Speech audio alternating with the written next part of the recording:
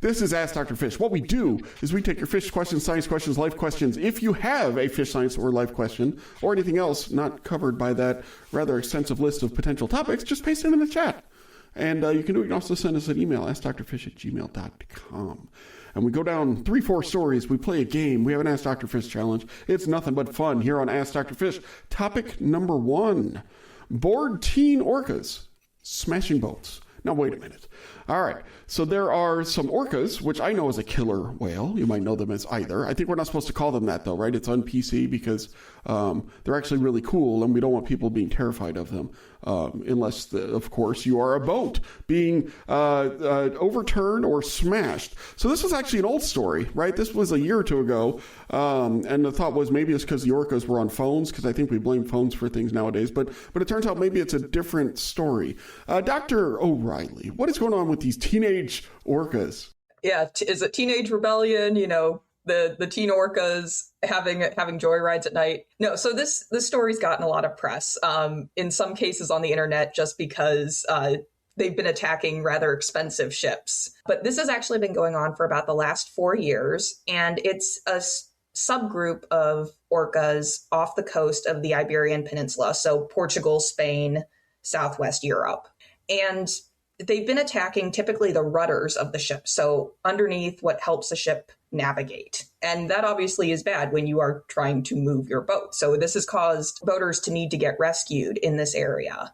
There was a recent report that a group called the International Whaling Commission put together, trying to look at why these orcas might be doing this. And they found that the ones attacking the rudders were actually a group of relatively young orcas. And they believe it might actually be a type of play. And part of that is because these orcas, their food source is tuna, and the tuna have been doing really well in recent years. And along with climate change, the tuna are a more consistent resource. So they basically think that these orcas have some extra free time, and being very social marine mammals are kind of playing a bit, which is kind of a wholesome story. Is that what it is? Okay. Yeah, I think so. Is it? I mean, teen males and juveniles getting into trouble. I mean, that sounds like, I don't know if that's wholesome, but I've got teens, so I guess that might hit closer to home. So far, we've been lucky without any trouble, but your teens have not been ramming boats. Well, so they try, but they're small enough that they don't actually damage the boats at this point. Just the graduate students who do that. But is that fair though? Like, it's fun, but is that anthropomorphizing a little much, do you think, to call them teenagers, or is there a connection? Because they're mammals, right? So they're fairly closely related to us compared to, say, an insect. I'd say that orcas are pretty smart. I mean, they have a very social life. We're not talking about our cats. I guess cats are asocial, antisocial, but I mean, they said in the report, none of these orca that were involved were older than 25. So that's like you're fully mature at 25. So these were all juveniles / teens. And hey, Stuart, if being in your teens isn't a qualification for being a teenager, then I don't know what is. But I got another thing I want to point out there when we have time, because it's fun. Okay. I'm going to say it is the salmon hats. Can we talk about salmon hats? We can 100% please talk about salmon hats.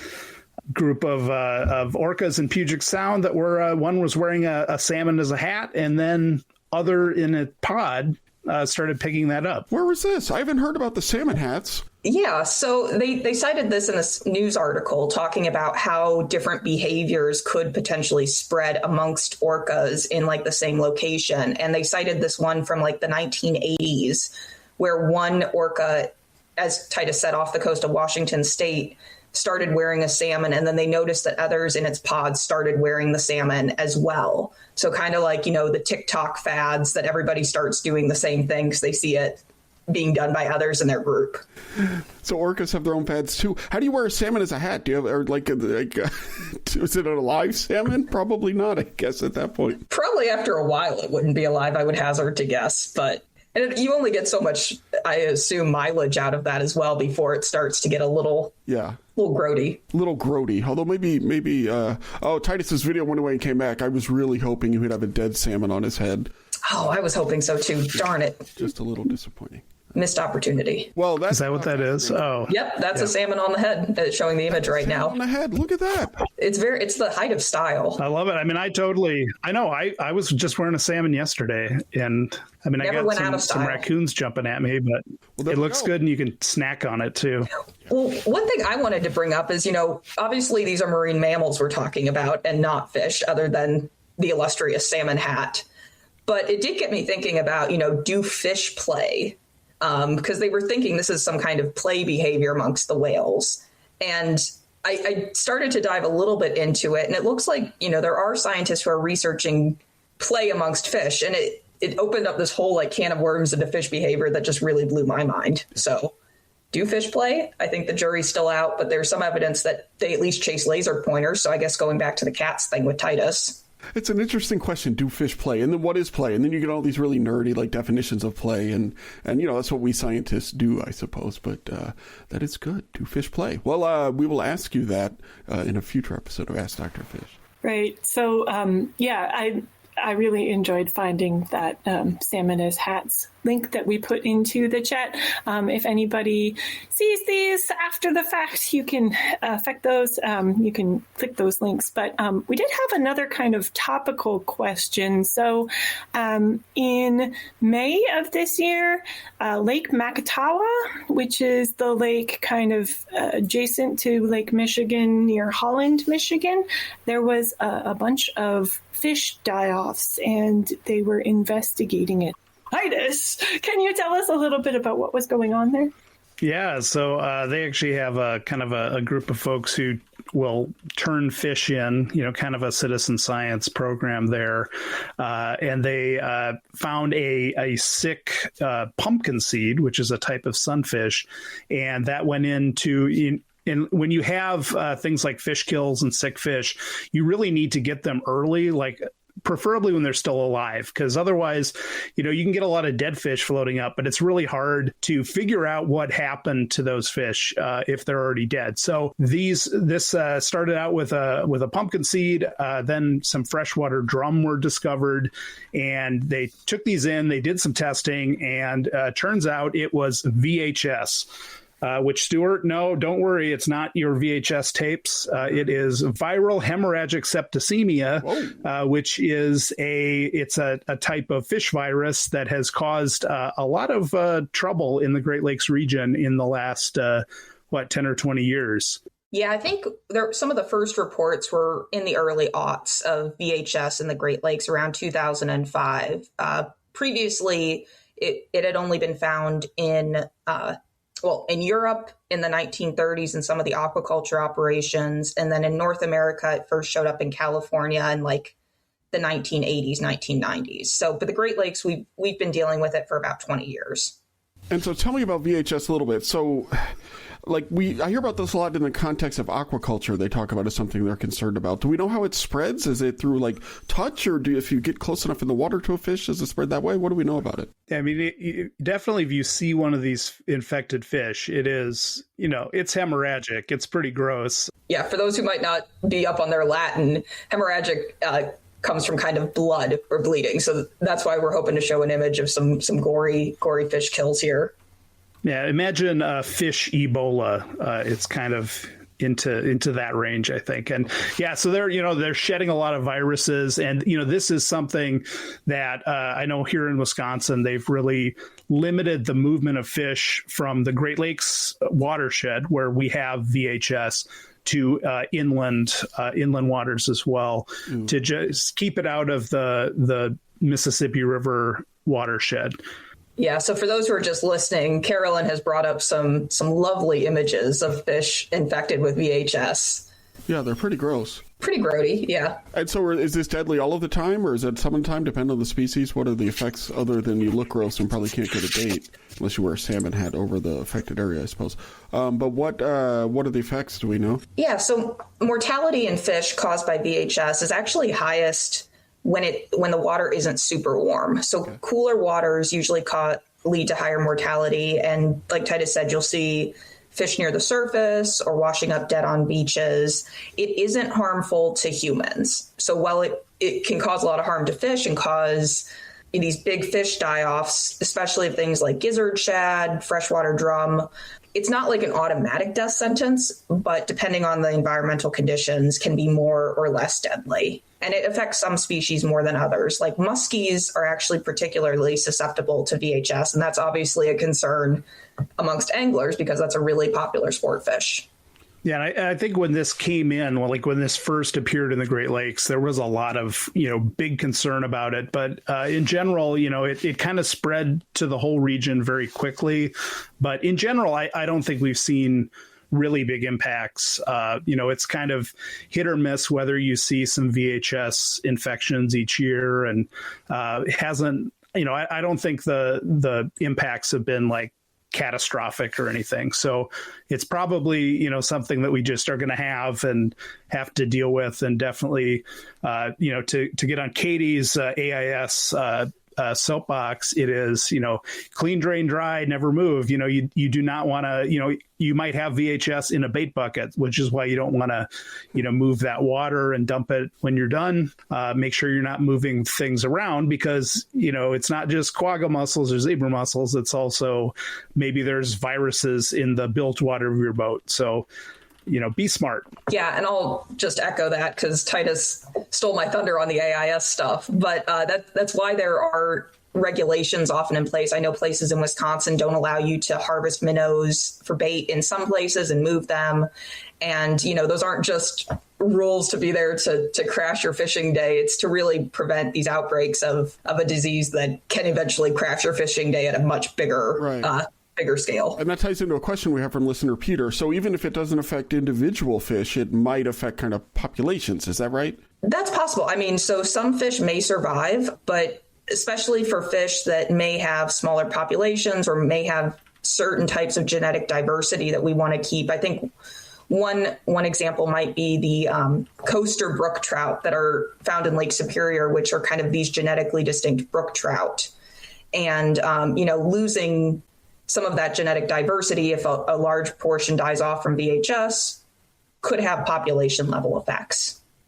Again, it's not something we've necessarily seen at a large scale, like Titus said, but it is something to be concerned about. Sure. And again, I was saying, the mortality in fish is generally higher in colder water. So places like Lake Superior that may not get as warm, maybe where there is some concern about VHS breakouts. Right. And you're like, Superior bragging about that.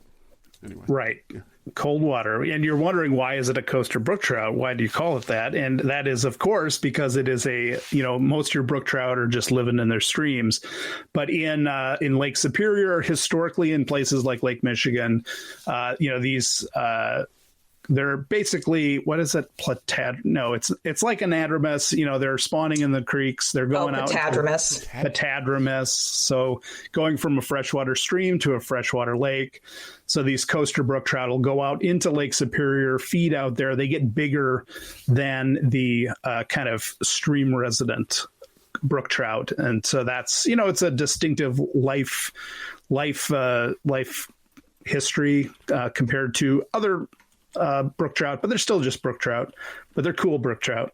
So they're not just normal, cool, normal moms. They're cool moms. They're cool brook trout. Done to death. Okay, we do have a question from listener Ethan. Are we starting to see any signs of it becoming endemic, lowered mortality and increased exposure inoculation, or is it just too high a kill rate? And I think this is about VHS. So, Katie, you want to take that one first? Yeah, I'll take it first because I'll probably knock it over to Titus. I am not sure. I haven't seen anything lately about it becoming endemic, more so, but I think that's also because there's so much variability year to year about where outbreaks are happening. If it's a population that hasn't been exposed to the virus, again, the temperature and how warm waters get, how quickly. But I'll defer to Titus on if he knows anything more or less hand wavy, I guess. Oh no, mine is also totally hand wavy. Yeah, I mean, it has been here, and it did.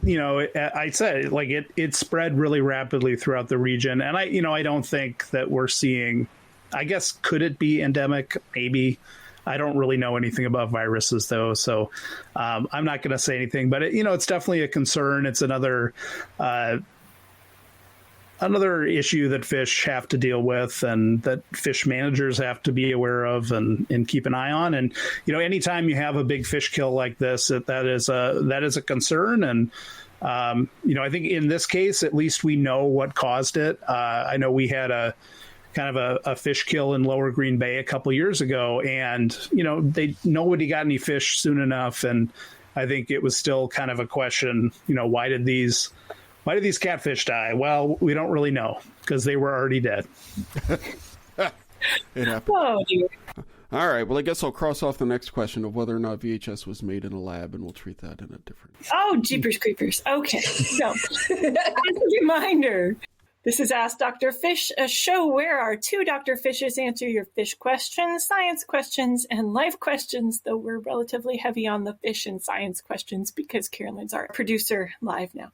If you have a question for our doctors, you can put it into the chat right now, as Ethan just did. You can use the Twitter hashtag AskDrFish. You can also email us at askdrfish@gmail.com. Yes. Alrighty. So, okay. So I'm going to do a weird throwback. I found a story about a plesiosaur. And so all I can think is, it's a magical Leopleurodon, Charlie, but it's actually a magical plesiosaur. So tell us a little bit about this huge sea monster that they found in Dorset, please. And either one of you can take this one. Yeah, so you've heard of the Loch Ness Monster. This is just in Dorset, and it was swimming around. Oh, okay. So it's actually a fossil. It is a fossilized plesiosaur. Is that how you say it? A large fossilized remains of a very large marine reptile from millions of years ago. Actually, they discovered the skull there, and actually I think that keep scrolling down because there's a great picture of them trying to find the rest of it because they found the head and then they're like, hey, where's the rest of this? And giant teeth, big biting power, and there's this picture of basically this team trying to excavate or find where the rest of it is, and they're midway on the cliff. There's this tarp kind of covering most of the cliff where these remains are found. But a really cool find. Yeah, and the plesiosaurs are just really wild-looking creatures. So they've got this huge head that we've seen in these pictures that's sort of like a crocodile. It's got, the pointed snout with some big old chompers. And then they've got these really thin, long necks and 4 flippers. So, like Titus said, this isn't actually a fish. This is a marine reptile. But this is oftentimes what has been claimed that, might be the Loch Ness Monster, despite the fact that the plesiosaurs went extinct way, way before anyone was ever thinking. Yeah. Well, and they were marine too. So, would they do great in a freshwater loch? I don't know. Depends. It's possible. I've seen bull sharks in Lake Michigan. Very often you'll see those. There are species that can handle both salt and freshwater. Unsure if the plesiosaur would have been one of those, but there actually have been some findings in like riverbeds. So it's possible that they could use, habitats where it was slightly salty, slightly fresh. So here's a question, Carolyn. So plesiosaurs that lived about 150 million years ago, or not Carolyn, or Carolyn. Whenever I think of the species I'm about to ask about, I think about Carolyn. The lake sturgeon is also supposedly about 150 million years old. So I guess these wouldn't have swam together because of the saltwater freshwater divide, right? But maybe but did they coexist as far as you know? I'll jump at that one, Katie. You're too professional to speculate on these types of things, but why not? I've heard that they've been found in some river fossils as well, so it is possible. And there are sturgeon. Lake sturgeon are old, but there are sturgeon that will go between freshwater and saltwater as well. So. I think some of our like green sturgeon, white sturgeon, can be over 1,000 pounds, and I think that's at least a decent snack for a plesiosaur. Just our lake sturgeon would be like popcorn, and they'd just be, using those flippers to throw them into their mouths. But you get a 1,000-pound meal, and that, is at least a kind of a mid-morning snack for a giant reptile. Second breakfast. Mm-hmm. 11Cs. So the other thing that I keep thinking about is, so I do some work on one of Stuart's favorite species, round gobies, and in their original environment in brackish waters, they get quite a lot bigger. So maybe than they do in the Great Lakes. They're reproductive and everything, but they really don't get quite as large as they do. So I'm now thinking about, like, could the pliosaur, I'm so sorry if I'm almost definitely. It doesn't matter. It doesn't matter. Yeah. I would still apologize. No. But there's a picture here of Nessie, like with the head up, just a single tear going down Nessie's face. The disrespect. But could it be just, like a smaller version or something like that it just doesn't thrive as well? It can survive, it just doesn't thrive. And that's just cool to think about. That's an interesting, it also brings up, I know neither of you are evolutionary biologists, but this idea of like life strategies and sizes, right? Like all these big things kind of died out with a few exceptions. Blue whale, orcas are pretty big, and bored apparently, but but the sturgeon is smaller, and so it's still here 150 million years later, and the plesiosaur is, we don't even know how to pronounce its name. That's how dead it is. Yeah. Of course, the blue whales weren't large then. They were, didn't they evolve since that extinction from like small mammals to, goofy, like look up what whales look like on land, and that's pretty adorable. That Nova documentary. We were going to watch that, but then we ended up watching baseball instead. Well, I'll have to watch that, and then we'll talk about it next. Well, and I think, at the risk of not being an evolutionary biologist talking about things. That's not a big risk. That's not a big risk on here. You have to think about life is all about trade-offs, and especially life in the wild. And so, there can be positives to being really big. Like, obviously, you're king of the hill. You can eat smaller things. But it also makes you more vulnerable if, say, like the climate changes really rapidly. Like if a meteor or asteroid was to hit the planet, per se. So there's carbon emissions or there's carbons, occasional things like that. Whereas, small, you might be popcorn for a bigger predator, but you might be able to handle environmental changes a little bit more, successfully, perhaps. So life is all about trade-offs. Yeah. Can we vote? Like, is the Loch Ness Monster real? I'm gonna vote no. Well, I'm gonna say, what about Bessie, the Lake Erie monster? Is anyone familiar with her? Oh, okay, Lake Champlain. Oh, there is. All got a monster. Every good lake has a monster, right? Every good lake has a monster. Does Superior have a monster? Superior is the monster. Sorry, Lake Superior. Sorry, you're a beautiful monster. Don't come at us. There was just a cargo ship that I believe ran aground in Superior the past couple of days. So yes, the marine vessel Mishawakaton near Isle Royale collided with something. They don't know what, and they started listing to like 15 degrees, and they had to like make an emergency trip to Thunder Bay because something was going on. Yep, and maybe it was that monster. I guess. This is Ask Dr. Fish, a show where our two Drs Fish answer your fish questions, your science questions, your life questions. If you have a question for our doctors, put it in the chat right now. Don't wait, because we're halfway home. Or if not, use the Twitter hashtag, which Carolyn swears are still a thing, Ask Dr. Fish. And you can email us, askdrfish@gmail.com. Our next topic is a recurring one in the spring. Oh, I'm being held up. The imposing finger of Wait Up.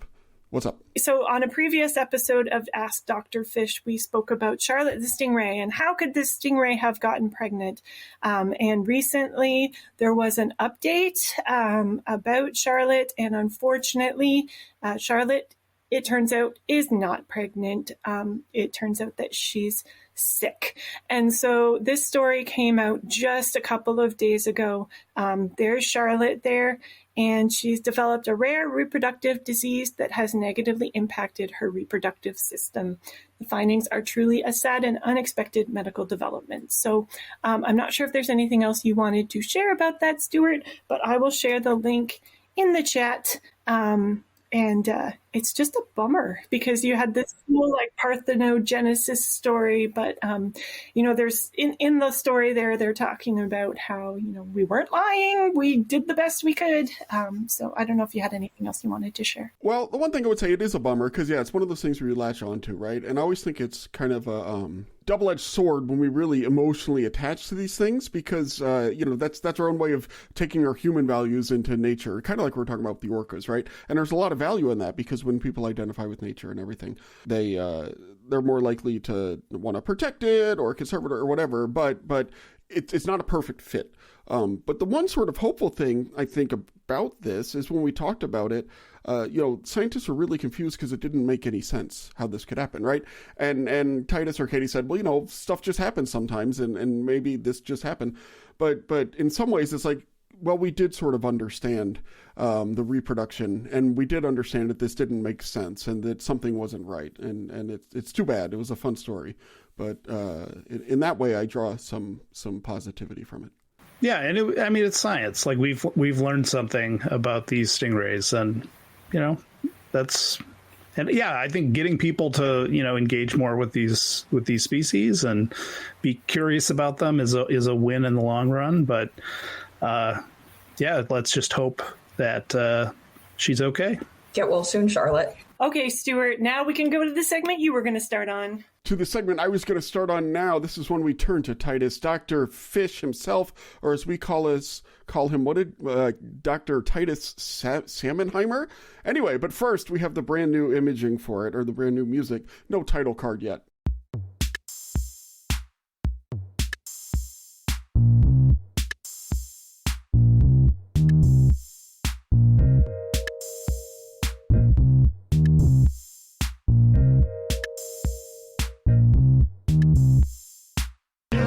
Titus, who's spawning now?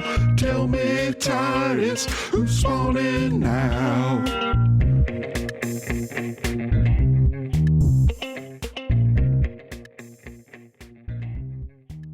So who is spawning right now? I'm going to report in on the bluegills are spawning. Just some video that I recorded here from today. And if you're just listening, what we've got is multiple nests of bluegill. So bluegill and the sunfish in general the males will build nests, and so these are basically circular depressions that they will guard, and then the females can kind of come in, and then the males will guard those nests with the eggs in them to kind of protect those fertilized eggs and sometimes the larvae as well. So we've got multiple nests. They kind of know their neighbors, so there's actually some benefit there to kind of protecting your neighbor's nest maybe. But yeah, it's a great time to, be able to observe fish again, because they're close to shore. They're in shallow water, things like bass and sunfish spawn fairly shallow, so you can see them. And so when bluegill spawn, is it just like a one male to one female thing, or is there some broadcasting, as we like to call it, going on? Yeah, I mean, there's Katie, throw in some facts. No, I was just going to say, so it's not necessarily broadcasting, but female bluegill and other sunfish may visit and lay eggs in a bunch of different nests. Okay. So, you've got each male kind of staking out his territory, and then the females kind of going around and checking out what kind of real estate's available. And then you got some funky, some different male strategies as well. Like you can be a big, bulky male and you build the nest, you guard the nest, but you can have sneaker males who are really small, and they just kind of, when they see the male and female pair up, they sneak in there to, sneak in some of their reproductive material. Some will actually be can actually mimic females as well. So, really interesting ecology with those sunfish. So the concept of a sneaker male, when I first learned about it, it was just the salmon, right? Like you have the jacks and the hook nose and the jacks or whatever. And then, there's the one that sneaks in. And at the time it was just that's a really neat evolutionary strategy. And now it just creeps me out. And I'm also amazed by how many different species have like sneaker males that essentially just sort of like hide in the waitings, and when they see that things are getting exciting, they just go in and go like, and maybe somebody will get pregnant. Whoa, so how can you talk a little bit? Awesome. But for those of you watching, so the extension of the fingers in an explosion of well, it's like it messes with my head anyway. So all right, so how many different species, like in the Great Lakes, are using this type of reproductive strategy? Do you have a sense of that? Is it like a lot or most strategy? Or half? The sneaker, yeah, that like some of the males are sneakers and some are the big broadly, etc. So. I will say I don't think we have a good sense of the full breadth of that. Like, there's a lot we still don't know about fish reproduction in general, and especially some of these more, behavior type things that unless you're actively observing, like Titus said, it's so easy to observe what's going on in shallow water. But, there's a lot of species who aren't necessarily spawning in shallow water. And so I don't know if we have a good sense, but maybe Titus will prove me wrong since he is the king of observing spawning. Yeah. And I think, it's not like not every species is going to do this. So you really need, this kind of nest building, like, with salmon, they will, they build reds, REDD. There's your vocabulary word of the episode. And those are, actually there, the females will build these reds and then, the males can, pair up and spawn. I think it would be more common with things like with sunfish, maybe not bass as much. Like I don't hear about it with bass. Bass are in the sunfish family, but they're just bigger fish. So I think if they're kind of a smaller like sunfish, that's also bigger populations where you may not be able to compete for a female on the brawn kind of. But sometimes it's explicit, right? With the suckers, they often will do it in trios, right? It'll be two males and a female. Or even, not uncommon to see a female with white suckers, at least, and, 4 males. Okay. And, I think there's kind of, there's kind of the initial pair. And sometimes these other, males will kind of try to jump in too. But that's kind of broadcast. Like they're just spawning. There's no parental care. And, you look at other fish like, ciscos that are just spawning out in the lake, whitefish, lake trout. I mean, there's not a lot of thought to that. So sturgeon as well, we just had our great sturgeon time, and you get, sturgeon are just next to each other right on the rocks and that's it. So I was going to say new Great Lakes cocktail name just dropped, and that's sturgeon on the rocks. Sturgeon on the rocks. Sturgeon on the rocks. Writing that down. Yeah, there's a sturgeon distillery somewhere. I just saw it. I don't know where it is, but I think it's, it's in one of our states here. I have a friend who genuinely one time, she was being kind and getting me some beer, and she bought one, I think, because it was called Laughing Fish. And she was like, oh, I got to get this one. It's fish. And the person who was helping her was like, I don't know if she'll like this one. She's like, no, it's fish. I have to get it. Okay. So just a reminder to those who are watching or listening online during the live stream, afterwards, you can post a question too, and we'll try to answer it in a future episode. But you can go ahead and put questions right into the chat if you like, and we should be able to answer them live on the air. But right now we are going to move to our Ask Dr. Fish challenge, which, as a reminder, every month we come up with a challenge that we hope we do ourselves, and we hope that the people at home who are listening to us will do as well. So I can't remember who was it, Katie, who set this challenge last month? Yeah, I think I might have been the one who set this challenge. Okay, so do you want to remind us of what the challenge is, Katie? Yeah, so the challenge last month was to go to a new water body, preferably one that was local to you, and just take a picture of your exploration. So pretty straightforward. Okay, cool. And so we'll share Katie's update right now.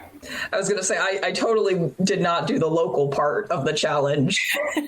I was traveling a bit in April and May, and so I did not do freshwater. I didn't do local, but this is an image of the Pacific Ocean off the coast of Northern California. I was out out there doing a training for California Sea Grant. What? And had a chance to go out to the coast and see some sea lions. No salmon hat wearing sea lions, unfortunately. But it was just really cool to get a chance to get out to the ocean again. As much as I love the Great Lakes, it's always nice to get back to the coast. Yeah. That coast in particular, too, I feel like is so... the western coast of the U.S. is so beautiful. So scenic, yeah. So where were you exactly on the West Coast? You were California Sea Grant. Were you at... Yeah, so we were actually in Sacramento, but that image is from around the Fort Bragg area, heading up along US 1 on the West Coast. Okay, so now we're going to go to Titus's update. If I can share it. Yeah, so I headed to the West Coast as well. This is the west coast of Lake Huron in Thunder Bay, just south of Alpena, Michigan. I was over there for the Great Lakes Fisheries Heritage Trail Conference, and I was like, hey, I'm going to get my hotel, and couldn't get, the room rate was gone. So I was like, is there anywhere to camp? So I camped at this small, it's like a state forest campground about, it's only 10 miles south. And I actually had a campsite right on Lake Huron on Thunder Bay. So, that's for $40 for 2 nights total, not a bad deal compared to staying at the, generic chain hotel in Alpena. So took a little, we can share that link up. It's a time lapse I took of a nice little sunset. So that is sweet.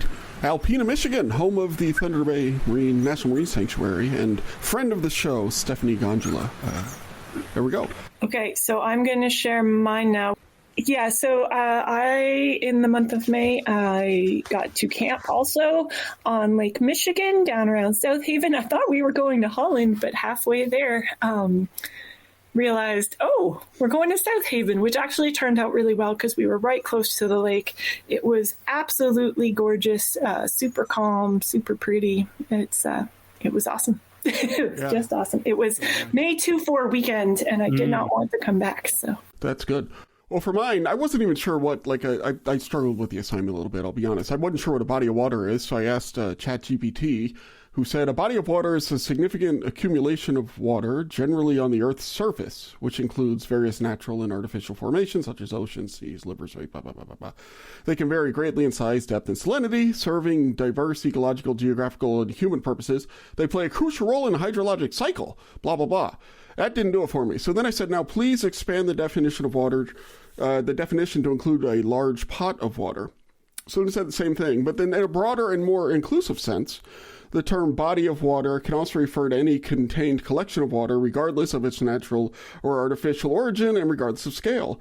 This expanded definition would encompass not only natural and large-scale formations, but smaller controlled accumulations such as those found in artificial reservoirs, swimming pools, or even large containers like pots or tanks.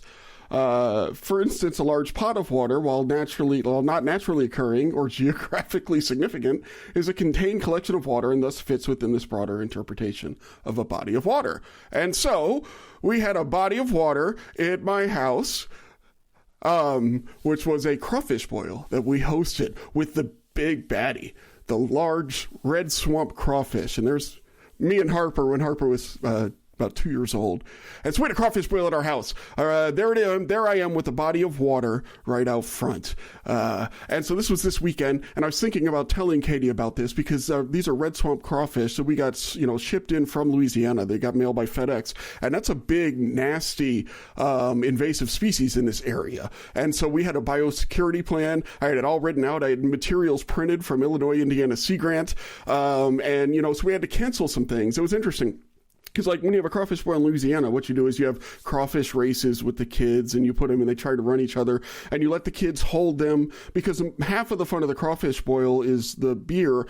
But the other half is, it's like the kids who were both obsessed with and freaked out by the crawfish and, like terrified, but also really like them, sad about eating them, and also like, it's all of the emotions, right? And so we had to miss out on a little bit of that in order to be safe. We kept them in the sacks in my garage, and we'd let the kids hold them in there while I was watching before too many of the beers had been consumed. But it was a neat chance to do something, but it also showed you why these sorts of things are important. We talked about fish fries a couple of episodes ago, right, as our challenge. And part of what you get out of this is this sense of community. We had the whole neighborhood over, and but we had some other friends and family friends over and stuff like that. And so it was a really nice community moment, and we ate a lot of crawfish and had fun, but we're able to do it in a way that was safe. But it showed to me the importance of both of these things, right, of being safe and careful, but also of having some sort of community event in a way that can bring together. And oftentimes that's around a communal pot of food. And so it was a really great experience overall, even though it was just a little bit different from how it is at home, because you are a little bit nervous, because it would be very awkward for me to introduce those into the local ecosystem. They're quick too. Like, they have spread because like people think that they came in to Michigan, for example. People were having them at golf courses, at events, and they just got out. So anyway, we can talk about red swamp crayfish in another one, because there's all sorts of fabulous research happening around that. That's just like, to have a sampling site. Brian Roth has a sampling site that's like Taco Bell Pond, and I love it. Anyway, so all right.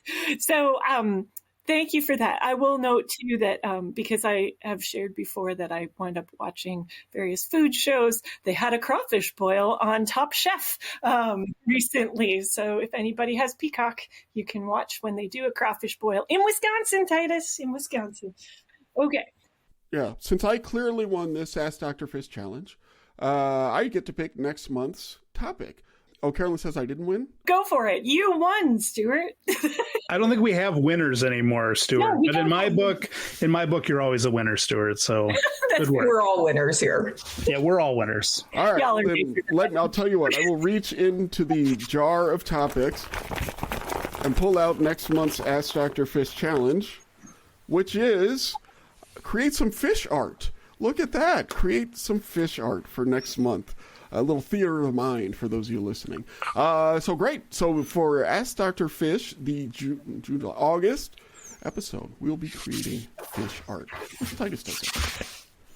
Are there any like limits on it, or can we just go crazy? Just go crazy. Okay, nuts. Perfect. I like the way that sounds. Bananas, we're supposed to say. Just go bananas. Let's go. Let's go. Just go bee. Let's go nuts. Yep, you can. Whatever you like. No rules. No rules. No rules.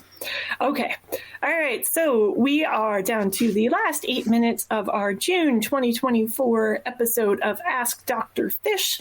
Once again, if you are watching this after the fact on either of ours on YouTube or on Facebook, feel free to drop any questions, even if it's about the topics that we have. We do go back and double check the comments later. So love to hear from you.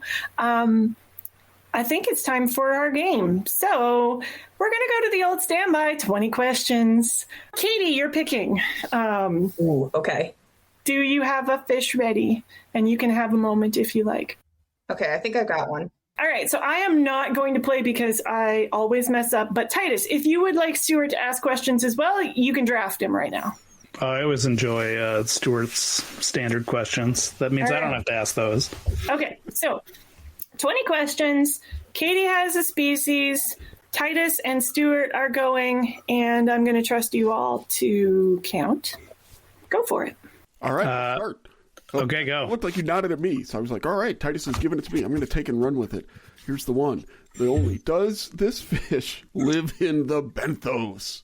Yes, most of the time. Most of the time in the benthos. Okay, does it have a spiny dorsal fin? It has one spine in the dorsal fin. Stupid automatic train. Hold on, let me turn those. All right, single dorsal spine, benthic species. All right, here we go. Benthic species, single dorsal spine. Does it spawn in groups of more than one male and female, typically? I think it's typically got more of like a nesting behavior. So it's usually more one-on-one. Does it have barbels? Yes, it does have barbels. Run low on questions.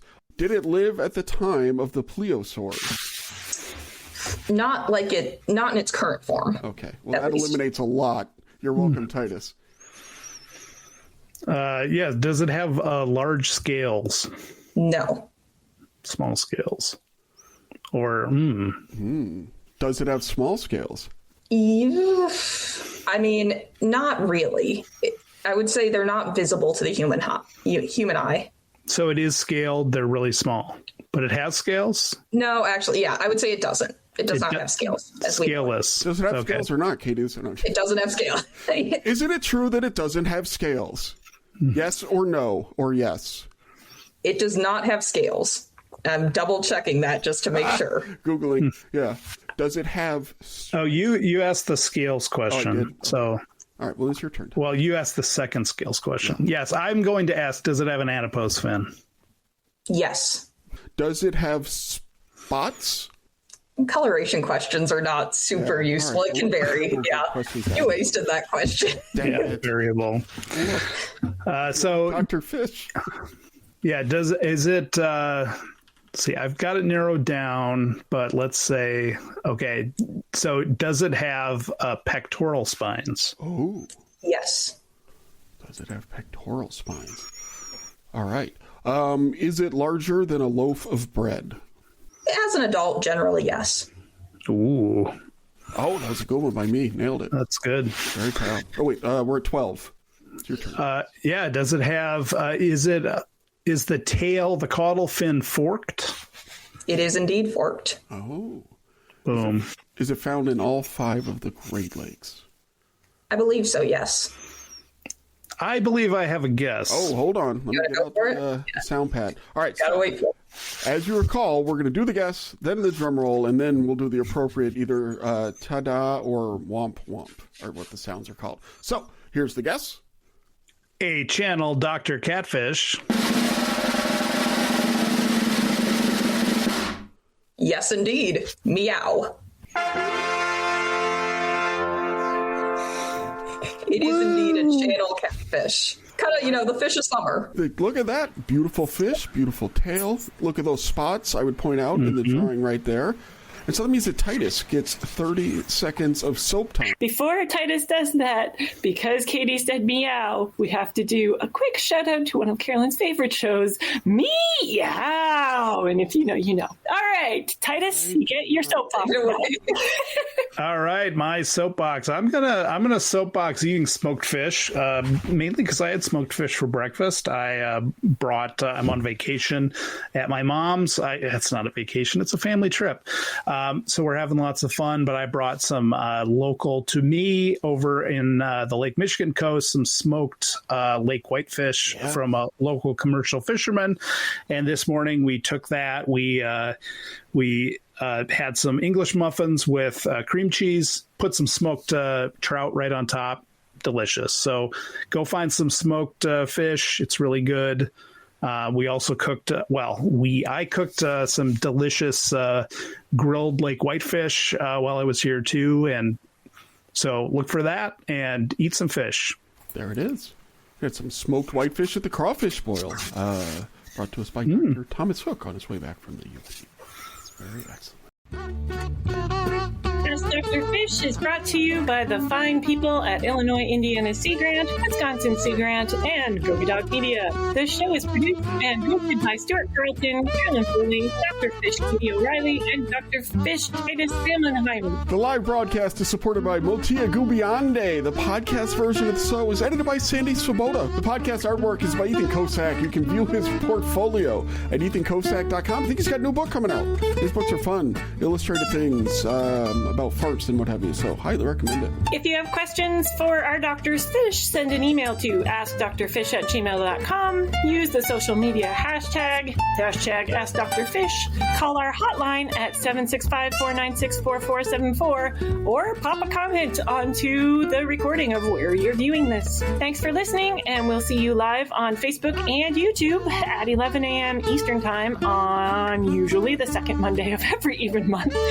Or, just look for when we've scheduled it. In between now and then, if you have fish questions, science questions, or life questions, just ask Dr. Fish.